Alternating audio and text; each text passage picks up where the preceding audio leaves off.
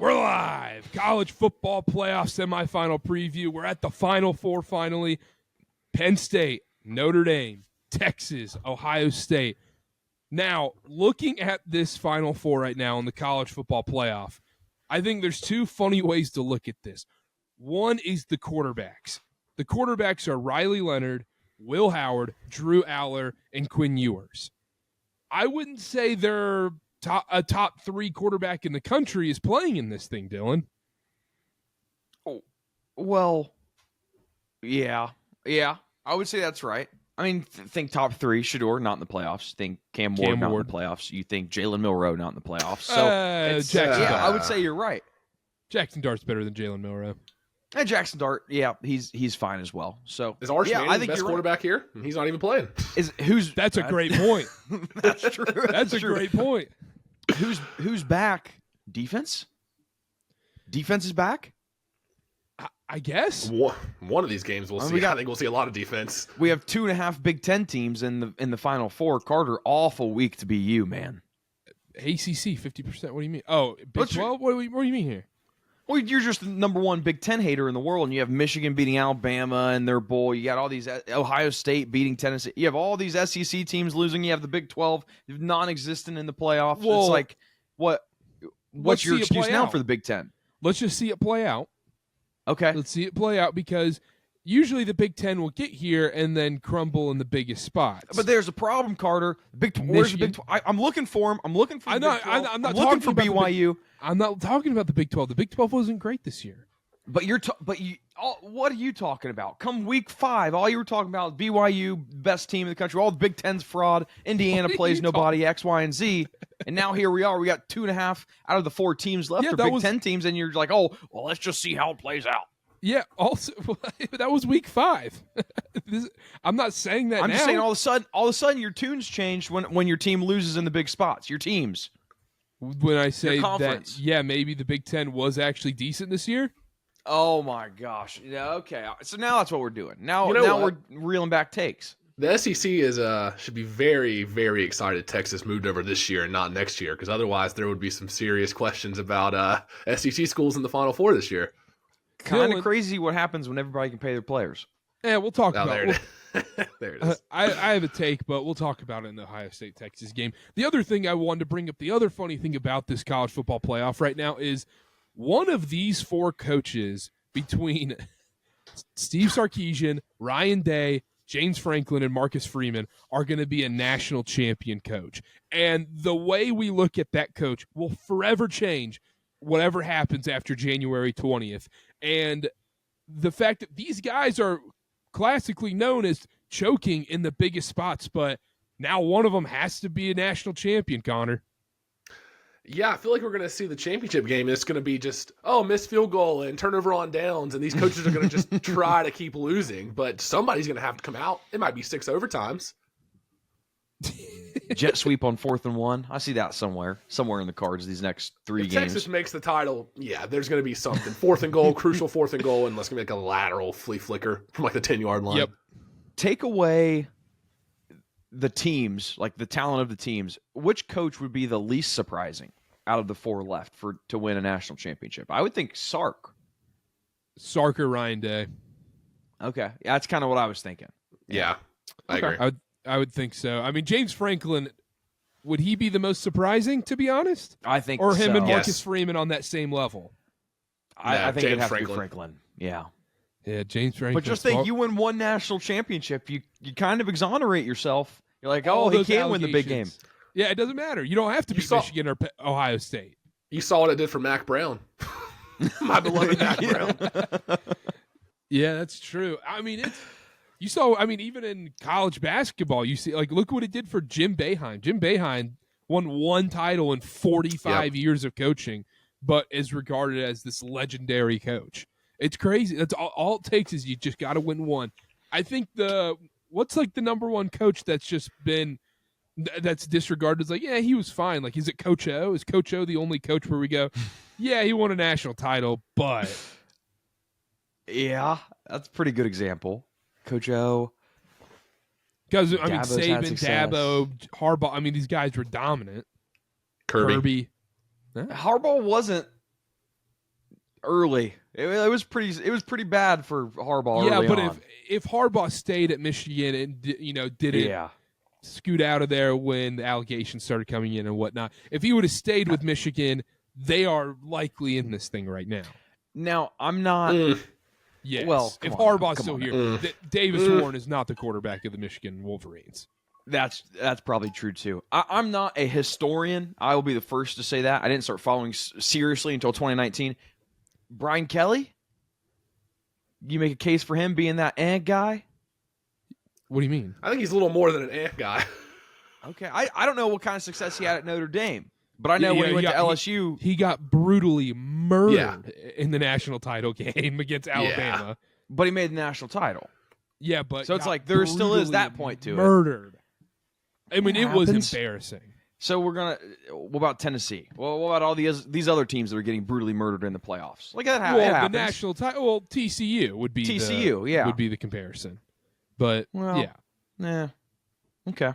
But I do think it's very funny the fact that one of Marcus Freeman or James Franklin is going to be playing for a national title in this spot, and one of these coaches, the perspective of how everybody views them is going to change forever. Maybe not in Dylan's eyes with Ryan Day if he wins one. That's what, can I stand up for my guy Ryan? Can I say, because I'm hearing a lot of slander, can't win the big game. It's not that he can't win the big game. He just can't beat Michigan. That's like any other team. Any other team he can beat except for Michigan. Well, I mean, this year, like, is it really that big of a game? You can lose to your rival, you still get in the playoff and win a national championship. Like, it's not really that big of a game anymore, which stinks.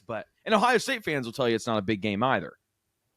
I can't tell if Dylan's doing a bit. I don't know where we're going here. I'm just saying, Ryan Day, you say he can't win the big game. He's won big games before. He just can't. He can't beat Michigan. He can't beat Missouri in that one bowl game a couple years ago. I think it was last year. Block M. Nightmare. If you asked Ryan Day before the season, what do you think his response would have been to, would you rather win the national title or the Michigan game?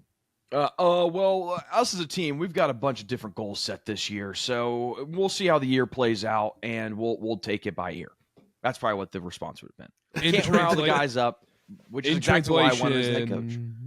In translation, it would be, I want to beat Michigan by 500 points. In translation, it would be, if we beat Michigan, that's the number one thing. If we don't beat Michigan, then we're going to shift our focus to a national title. And translation would be, we're going to run it down their throat no matter what. Even if it doesn't work, we're not going to throw the ball no matter what. This is a tough team. The other thing I wanted to mention before we get into game previews is that I kind of love the schedule for this, having it Thursday, Friday night, and then we roll right into the NFL playoffs all day Saturday, all day Sunday. I think it's a phenomenal schedule. Kind of a slept on couple days for football. The Thursday, Friday, rolling into the playoffs. The next 5 days starting Thursday. And Sony Open, golf. I mean, we've got it made. We've got it made this We know weekend. what you'll be watching. We know what you'll be watching, Dylan. I'll be watching everything. There you go. Dylan, I got bad news for you. What? The Australian Open's back. Tennis? Yeah. I'm not scared to be a tennis guy. I also, breaking news, I have preliminary clearance for national title live stream if Ohio State makes it. There we go. We're back. All right. Shout out. All right. We're back. We might have to put out the promos. All right. I love it. I'm kind of rooting for Ohio State in this spot, but I do have my Texas future anyhow. If you're a fan of the show, you should be rooting for Ohio State. We are number one Buckeye podcast, number one Buckeye show, 97.1 The Fan. Among the players too, right? Denzel Burke. How did we not even touch on that yesterday? Denzel Burke, number one KarterKast fan. Shout out. Apparently. And I guess Mike Jenkins, this Mike Jenkins guy, won a national championship with them or something. My mom had to tell me who he was. He's so irrelevant. I mean, I don't even know anything about him playing in the NFL at any point. So it was like, my mom was like, "Hey, you know this Mike Jenkins guy?" I said, "No, who's that?" And she said, "National champion." I said, "Oh, okay." Who would have known? He say? I think I was like 3 when they won that. What did he say on the TikTok? Something about a follow up. Like, where's this guy at now, or something like that. Oh, yeah, gotcha. Okay. One of those brain dead comments. What's funny to me is when Denzel Burke commented, the laughing faces or whatever, and then he had like 100 replies to his comment, just Ohio State people being like, "Yeah, cook him," like, "Oh, we love you, Denzel Burke," like, "Man, we love you. Thanks for commenting." I'm like, he doesn't know any of you guys exist. Like, come on. And it's like The issue is I don't Denzel know. Burke commenting. That's what Dylan wanted. It kind of validates us. Oh my gosh! Is Ryan Day playing our videos before games? Are we bulletin board material for them? That's what I'm saying. I think we need to use this to our advantage with our wallets, where we need to come out. We need to test it out for the Penn State Notre Dame game, where we can just say, "Oh, Notre Dame's going to win by 21," and we get in James Franklin's locker room, and they go, "These three idiots think we're going to lose by 21." Clown Brigade.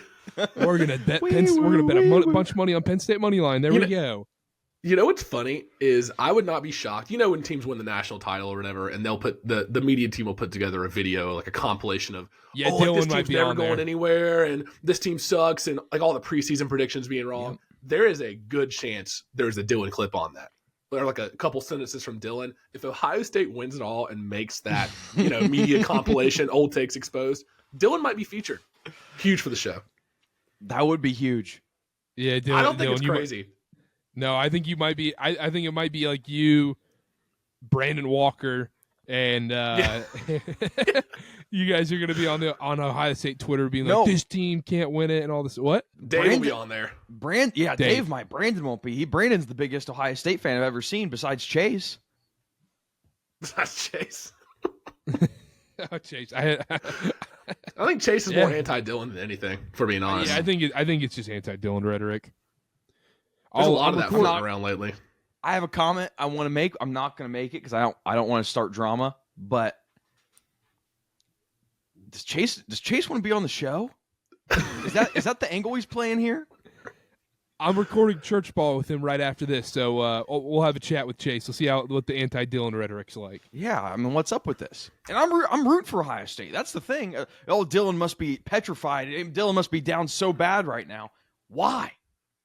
Because I got a score prediction wrong? Oh my gosh, am I the first guy to get a score prediction wrong? No, scroll down our TikTok page. You'll see plenty of those. I don't think Ben and I have missed a score prediction. I had Texas going to overtime with Arizona State. Oh, did you? Yeah. My favorite part was like everybody else, right? My favorite part was like that video was blowing up or whatever with the Oregon one, and then like out of nowhere, like 30 comments came in. It's like, where is this Texas by a billion guy? I'm like, dude, we got bigger fish to fry right now. Yeah. You can't make anybody happy, man. Oh my gosh. Nobody wants to come and talk about. Nobody wants to talk about Sam Darnold pooping himself on national TV last night, like I said. But no, we'll just talk about what's wrong. No, Connor. Someone actually just commented. Oh no, never mind. They were being nice. Someone said on a YouTube short, "Can you trust Sam Darnold in a big game?" And it's you talking, and it says this aged nicely. So we got a nice comment. There we go. This aged nicely. There we go. Should we preview some games? Semifinal, Karter. Semifinal. 16? Week 22? Very well could be, and I wouldn't know. Well, we're pretty close to it. January 9th. Anyhow, Notre Dame, Penn State, Orange Bowl. Notre Dame is a 1.5-point favorite. Over under 46.5 in this spot. Notre Dame gets their big win over Georgia. Double-digit win. Riley Leonard didn't have to do too much. A great performance by the defense by Notre Dame. Penn State is just on cruise control in this thing right now after playing SMU, Boise State. Now they're finally going to have to play that top-tier competition. They're not playing the Boise States and SMUs of the world. Dylan, what are your thoughts going into this game? Can we argue that Notre Dame is also coming into this game on cruise control? Georgia without their starting quarterback. Then you can't say the Indiana. Big Ten's that great if you're saying Indiana's on the same tier as SMU, Boise. Right? Well, we could always look at the teams that are remaining as well, and how we're, in my opinion, likely going to have an all Big Ten national championship. Here's what I want to say about this game. I think you're right. The Penn State they've been able to put it on cruise control and just take care of their business along the way, playing Boise, SMU. Notre Dame, conversely, you get a Georgia team that doesn't have Carson Beck. We could sit here and argue whether that's a positive or a negative, but I want to look specifically at Notre Dame's game last week against Georgia. You have Notre Dame forced a red zone fumble on Georgia, forced another fumble that put Notre Dame in the red zone. They scored a touchdown off of that for 13 yards. And then you had a kickoff return for a touchdown. All high leverage plays. We can sit here and argue. We know the defense is good. We can argue if, is the fact that they're forcing these turnovers and the fact that they're scoring these kickoff returns a testament to their special teams, a testament to their defense. You guys know me. We've done this show for long enough. You guys know where I'm going with this. I'm not going to put as much stock in that as Penn State's efficiency we've seen the last two games. Notre Dame, they've been great, but Riley Leonard threw for 90 yards exactly against Georgia. They weren't exactly moving the ball at will against Georgia. It just took some high variance, high change in momentum plays for Notre Dame to come out on top last week. Yeah, I like Penn State here. I think Penn State wins this game, and James Franklin finds himself kind of falling into a national championship appearance. Wow. Okay, Connor. I'm going to push back on that because I will give you this. The Notre Dame, 23-10 versus Georgia? The game was closer than double digits. It was. The game was closer than that. Like you said, those high variance plays, that does play into it. I think for me, the key matchup here is the Notre Dame rush offense versus that Penn State front seven. And if you really get down to it, Notre Dame's first two games, they had almost 200 rush yards versus Indiana and 154 versus Georgia. They've been running the ball really efficiently. And you look at Penn State, they were good against Ashton Denty and Boise State, but Boise State's only offense is to force feed Ashton Denty. So how much stock can we really put into that? Or the SMU game, they allowed 50 rush yards, I think it was. And that game was out of hand in the first quarter. Exactly. That's what I'm saying. So how much stock can we put into what Penn State's defense has done the first two playoff games? I kind of lean Notre Dame here. How has Penn State been against mobile quarterbacks? Who's the most mobile guy they've played? Kevin Jennings. That game was over in 10 minutes. Maybe week one, we talked about it, Karter. Garrett Green, West Virginia. Who's the other mobile quarterback Penn State's played? I think Riley Leonard's playing really well. I kind of lean Notre Dame in this spot. I think it'll be close, but mobile quarterback like that, he's been making plays lately. I like Notre Dame. Dylan did not like that. Do you have any worries about this is like Michigan of last year almost, where if Notre Dame goes down 14-0, 21-3, how are they going to come back? So I think you can say that for both sides. If somebody goes down double digits, I feel like the game might be over. Drew Aller's thrown the ball more than 30 times only twice this season. Lost to Oregon in the Big Ten title game and the comeback against USC. He hasn't been asked to do that much for Penn State this year. He's been good, he's been efficient, but he hasn't been in a position where the run game's not going and he has to throw 50 times. That's rare. I don't know if you could say you have Penn State the 74th percentile for offensive pass explosiveness. I mean, they're more explosive than Notre Dame is. Penn State is. They have more playmakers offensively. Yeah, they do. Their backfield's better, but Penn State's passing game behind Tyler Warren, where's the depth? I guess Warren's probably the only option there. I don't know. I think we've seen. I mean, we're not going to sit here and argue that Drew Aller is a better passer than Riley Leonard, right? No, I won't argue that. No. I think that's kind of where this opens up. And I understand Notre Dame's pass defense is great, and even the rush defense is. I mean, that's the weakness probably of their defense, but it's still good. I don't know. I think a lot of people are going to see that Notre Dame beat Georgia by 2 possessions, and they're going to be like, "Oh, I need to get in on this." And I think it's going to be Penn State here. I was kind of shocked Penn State was an underdog, to be honest. I think it's valid though. Notre Dame 7th percentile in pass explosiveness.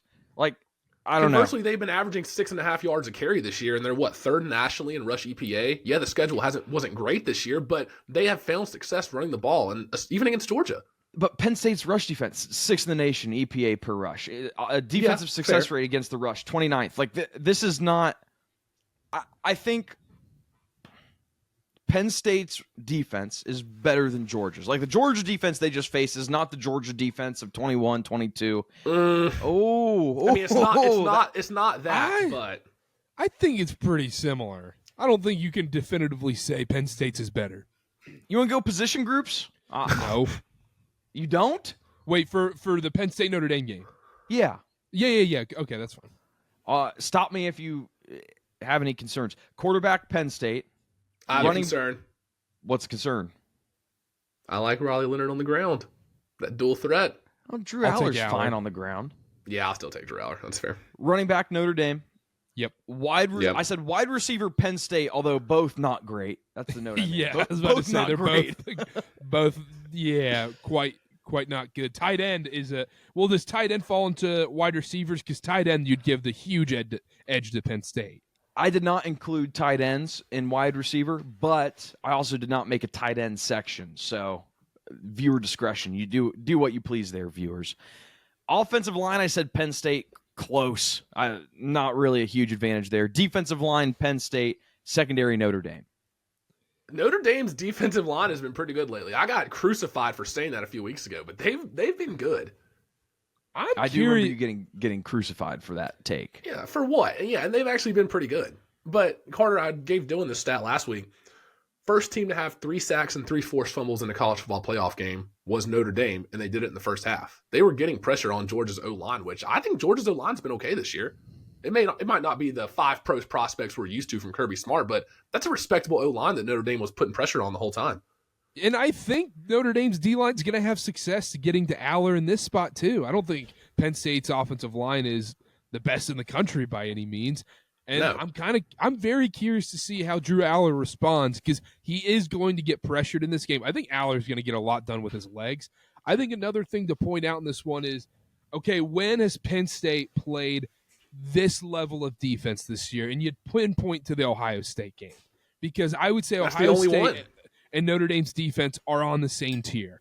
And in that game, if you're telling me you were impressed with Penn State's offense in the slightest, you're out of your mind. Their leading rusher in that game was Tyler Warren with 47 yards.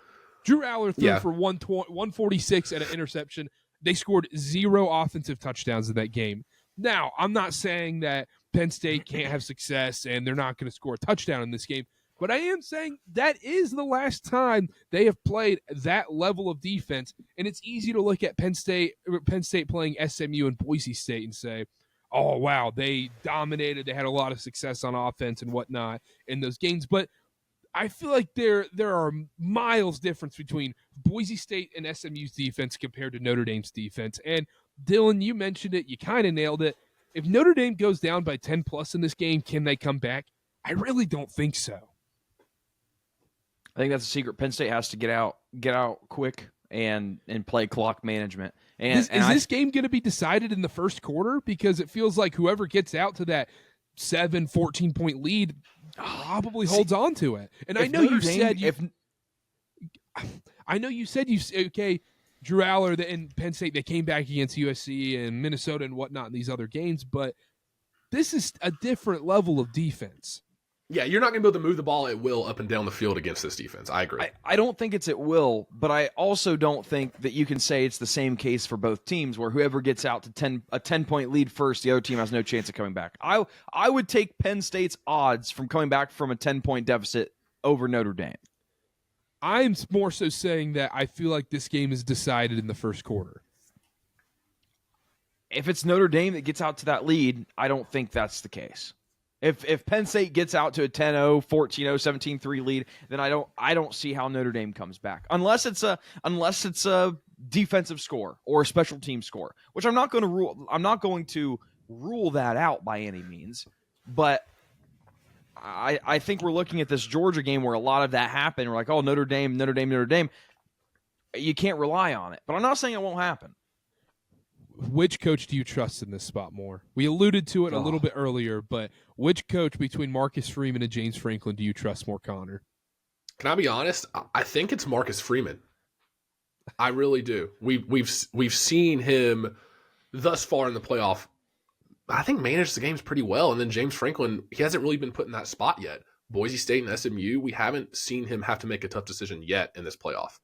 Well, I will answer this as well. I'll say Marcus Freeman, just because we're working with a smaller sample size, number one. And number two, I think we look at that Georgia game, and you could point at things in that Notre Dame Georgia game, be like, oh, that's Marcus Freeman. That was a good call. At the end of the game where they just completely subbed all 12 players, caught 100%. Georgia off guard, they jumped off sides. Like, that's coaching, right?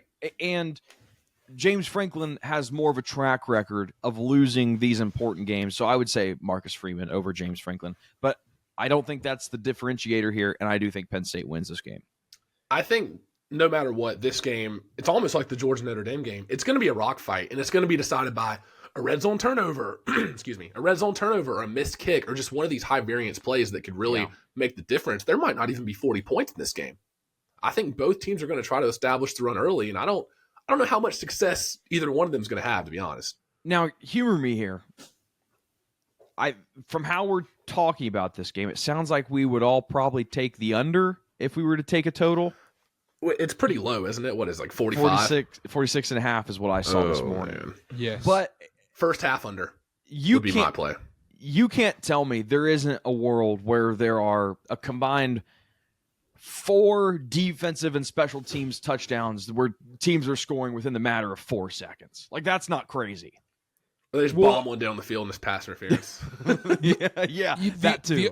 The other scary part about taking the full game under is overtime. This game could 100%. very well go to OT at 14-14, and all of a sudden you're like, it's 51 to. How did it hit 51? It was at 28 going into overtime. So that's kind of why I would want to stay away from that. I mean, we hit the Georgia Notre Dame under though, Dylan.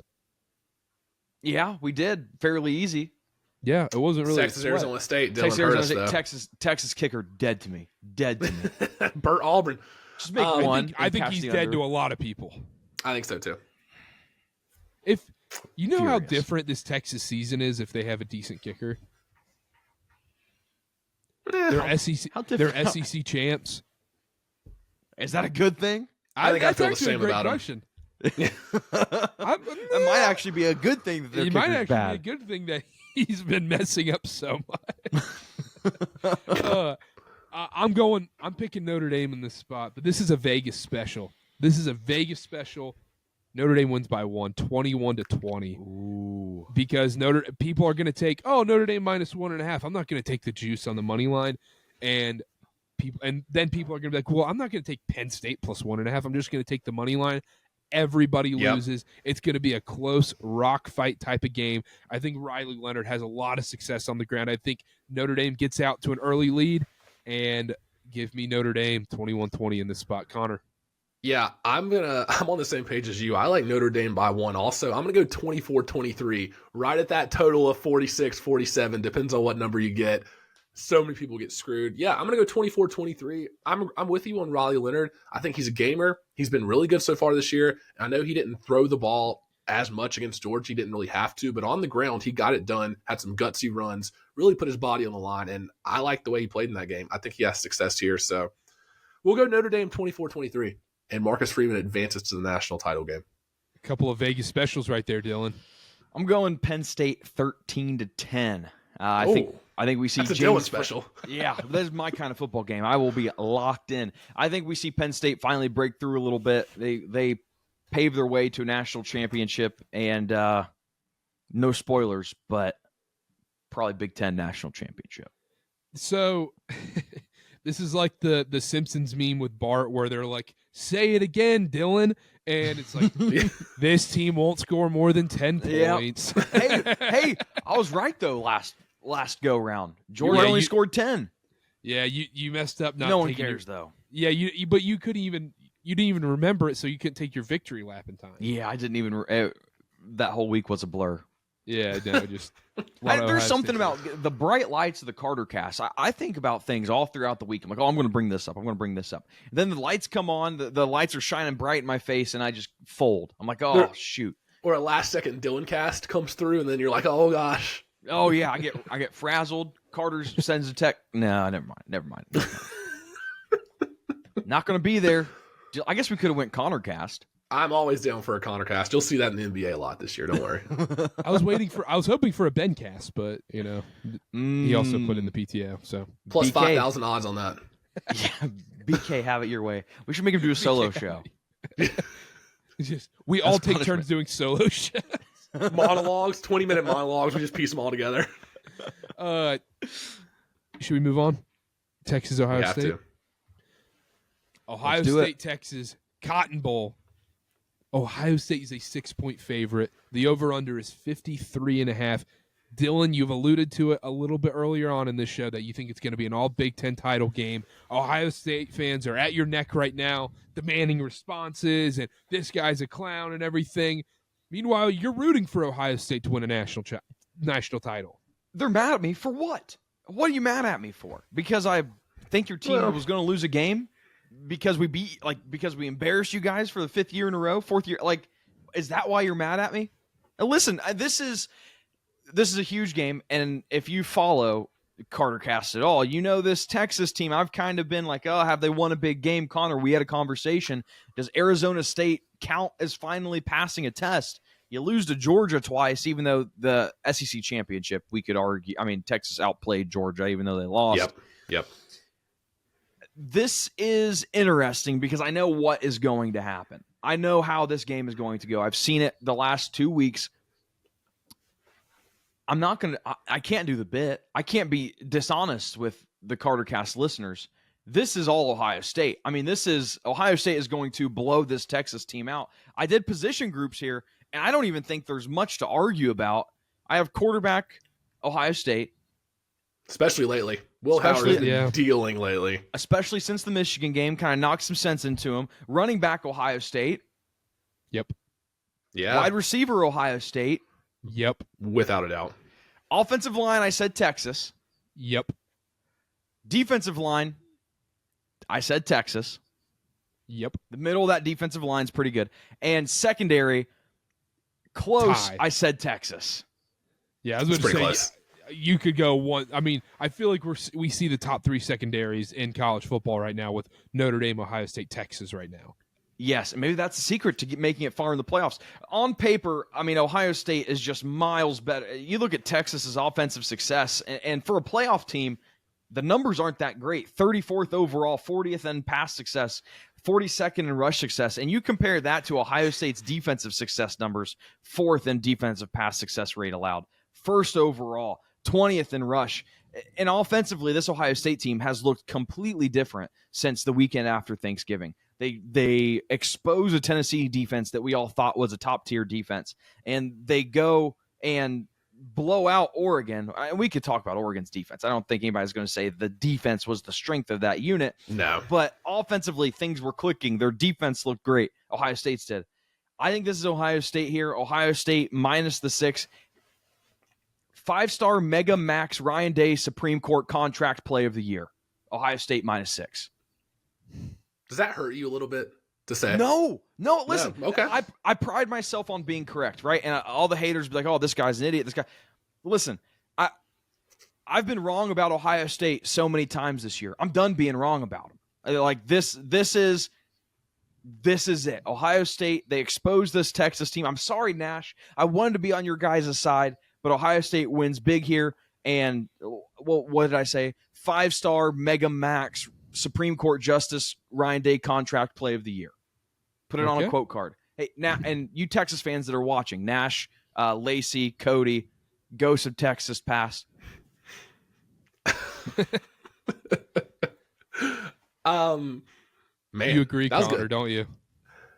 Yeah, this is going to be the college game day graphic. You look at Quinn Ewers since his injury earlier this year. It almost seems like his pocket awareness has gotten worse. It's like I don't feel confident in him to make a big time throw anymore. And yes, the end of the Arizona State game, the end of regulation, and the couple drives in overtime, he looked great. He made big throws. I am not going to argue there. He looked awesome in those drives. It was against Arizona State's defense that had been on the field for 40 minutes already. Like the Ohio State defense is a step up big time from Arizona State. And this Ohio State team hasn't allowed more than 21 points since the Oregon loss in mid-October. They have been great.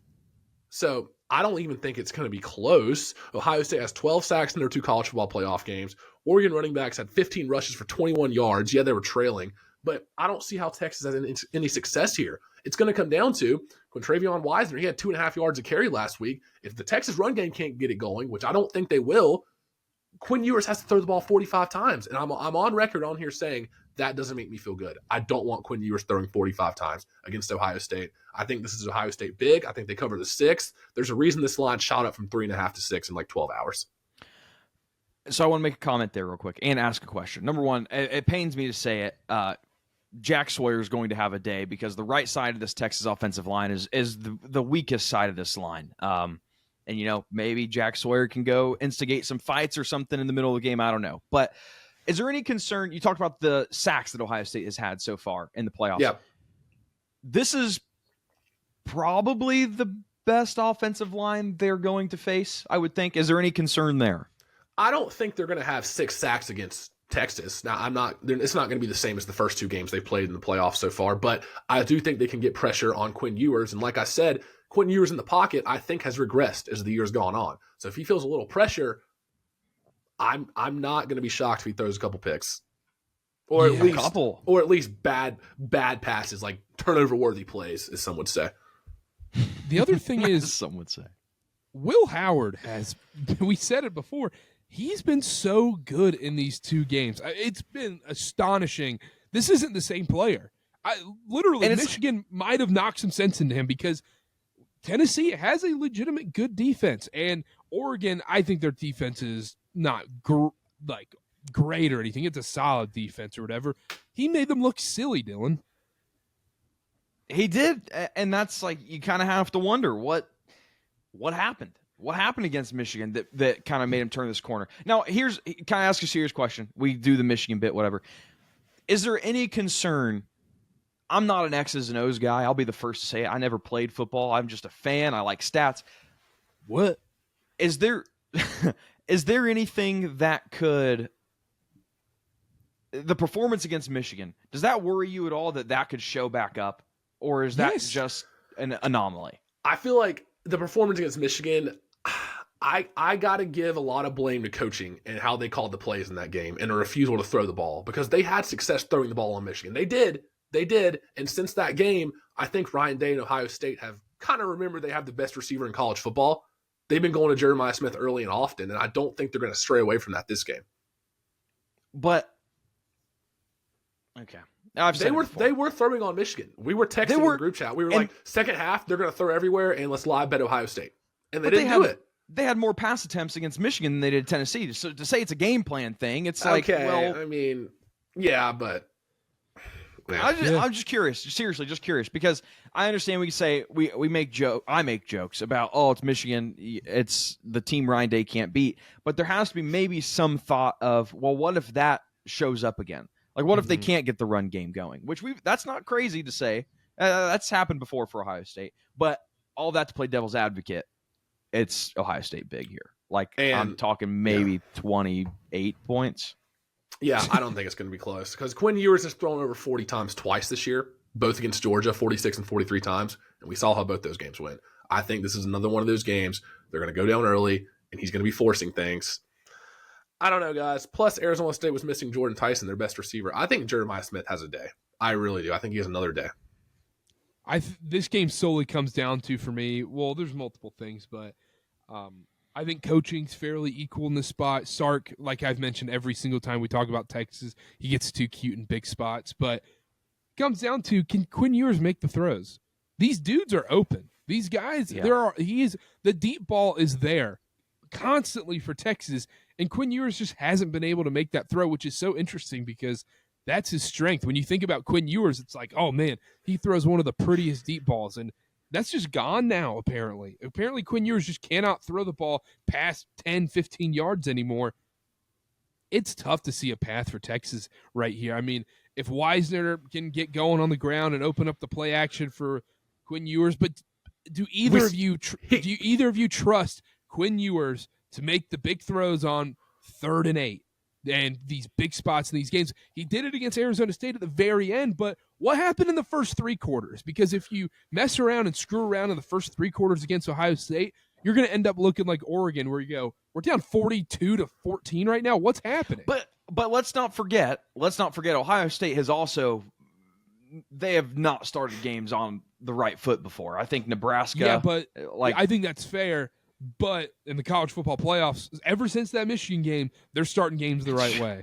You're so right, Karter. Yeah, I've always said you know the most ball in this show. Shut up. No, I think that's pretty valid. I mean, if it really comes down to it, we trust in Burt Auburn, pressure kick. We saw it against Arizona State. But do we trust Fielding? Well, dude, fair. That dude can't make a kick to save his life either. Fair. That's fair. I don't know. I think you're right, Karter. When it comes to obvious passing downs, I don't know if I feel that confident on Quinn Ewers making a big play on a 3rd and 8 with, Jack Sawyer, whoever running down his throat, Cody Simon. I think Texas's defense can get to Will Howard in this game, though, and that's going to be. Yeah. I think they're going to have success getting to him, and I don't think Will Howard's going to have the same success we've seen against Texas and Oregon. I actually think Texas stays within the number. I don't think Texas wins. I think Ohio State wins, but I think Texas stays within the number in this one. I'm going Ohio State 31, Texas 27.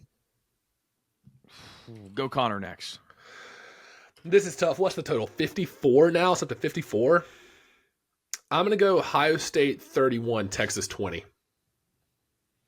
You like the under? Yeah. I think there might be a couple turnovers. Maybe in crucial spots. I actually like the over in this game. Really? No, I like the under. 54 is a lot of points. I don't think either set of running backs are going to have a lot of success, and it's going to be having to air it out in this game. First half under, then. Ohio State